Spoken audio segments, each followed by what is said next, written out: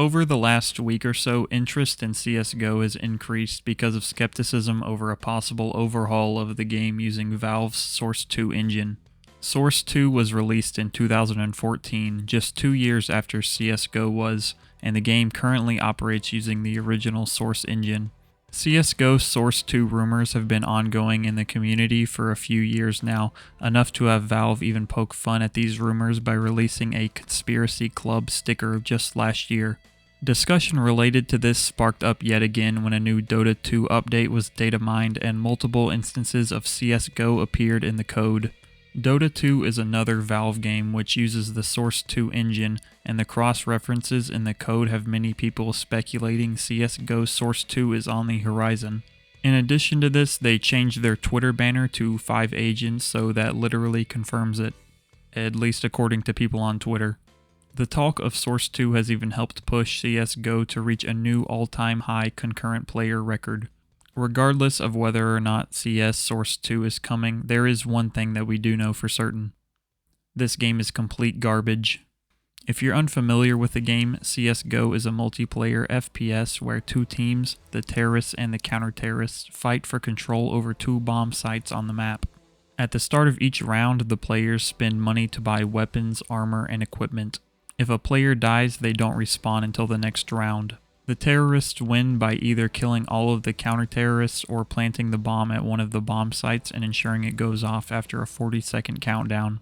The counter-terrorists win by killing all of the terrorists, defusing the bomb, or defending the points from being planted on until the round timer is up.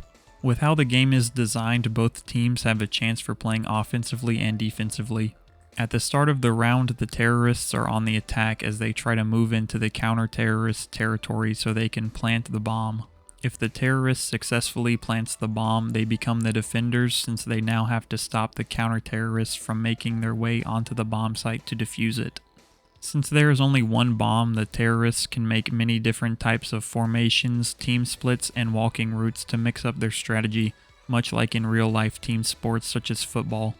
Now, I know I'm making this game seem pretty interesting with explanation, but don't be fooled. This game seems complex and intricate on the surface, but it actually just sucks ass.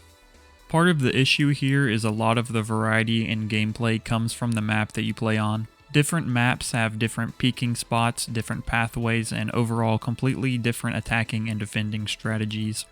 Other than that, it basically just comes down to how well a player can aim or how lucky of a bullet spread you get while shooting. Unfortunately, all of the people playing this game just want to play the same map 24 hours, 7 days a week. You all know which map I'm talking about. The one and only Dust 2. Yeah, the map that was so good in the original CS that they had to make a second one out of it apparently. Well, if Dust 2 is so damn good, why haven't they made a Dust 3 yet, huh? Basically, if you want to play this game, you better like this map because it's going to be nearly the only one you see. I'm pretty sure people only like it so much because there's a spot right next to the spawn that you can get a cheesy early kill from if you use a sniper rifle. Most of the time your teammates will go right up to it at the start of the round and then just die without achieving anything. If you get really lucky, occasionally you'll get to play on this other map called Mirage. Unfortunately, when this happens, no one knows where to go because they've almost exclusively played Dust 2, so your whole team's just gonna flail around like headless chickens. By the way, the real reason there isn't a Dust 3 is because Valve can't count to 3. I will say though, from a map and objective standpoint, the developers have done a pretty good job at balancing. Neither the T nor CT side really have a super noticeable advantage over the other one, but they completely suck at balancing the weapons. I really don't know what the hell they were thinking when they were designing the AK-47. You can only buy it as a terrorist, so this gun genuinely makes the game so frustrating to play on CT side. This gun is fully automatic, rapid fire, and has 1 quadrillion range that will kill literally anyone with max armor and health from one single headshot. The sister rifle that they give the CTs is the M4A4, and it's actually just so bad in comparison. When using the M4A4, you actually have to take the time to aim the weapon when you shoot it or you're just gonna die. But guess what? You die anyway because while you were taking the time to aim, the dude with the AK just blasted your ass from the other side of the map through double doors in one shot while holding left click and W. It doesn't even make sense why the counter-terrorists can't buy AKs. Did NATO ban them because they violate the Geneva Convention for being too OP or something? But don't worry, the CTs get a shitty little taser, Whoopee. Really though, if I had to sum this game up in a quick way, it would be that Gabe Newell played a few games of Call of Duty Search and Destroy and thought he could make it better. He failed pretty bad though, because Search and Destroy is a lot better and more well thought out. But even COD Search and Destroy is just a ripoff of Valorant, so it's literally just a copy of a copy. Thankfully, Riot has only ever created fresh and unique games. They're honestly one of the only original game studios left. While the game is terrible in its own right, this is far from the worst aspect of CSGO. There's a much deeper issue with the community as a whole that needs to be addressed: the content creators. The content creators for CSGO are infamous for being racist, sexist, homophobic, and worst of all, unfunny. While there are many deeply problematic creators in the community, one stands out as the worst. The so-called king of CSGO videos is especially guilty of all of these labels and is one of the most respected individuals in the community. I'm sure you've heard of him before even if you're not a fan of Counter-Strike. Leafy is here.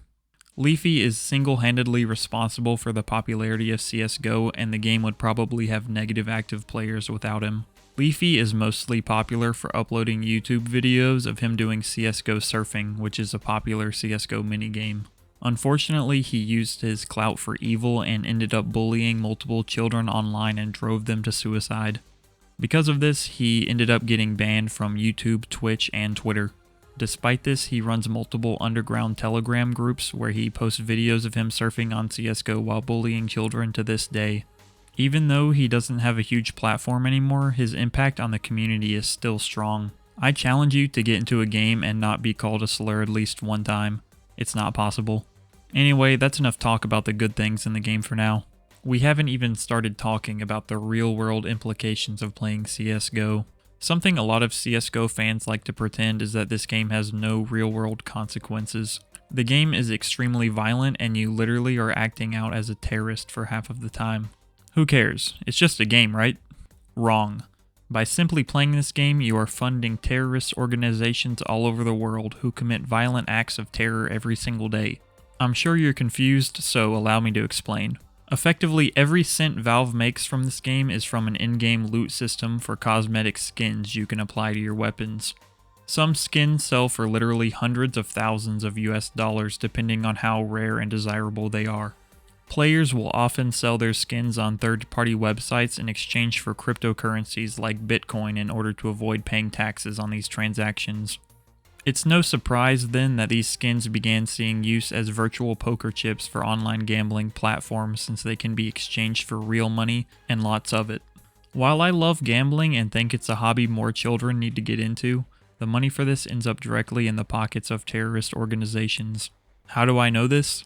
It is well documented that terror organizations use cryptocurrencies as a primary way to fund their activities since they are inherently decentralized and completely anonymous if executed correctly. Not only this, but the largest chunk of CSGO players are Russian, and according to this Redditor, all Russians are now classified as terrorists. So basically, simply playing CSGO fuels its skin economy that's backed by cryptocurrencies which funds terrorists that do bad things. And Valve is literally profiting off this. If you still want to play the game after hearing all of these irrefutable points, I can't stop you. But that won't change the fact that you're a terrible human being.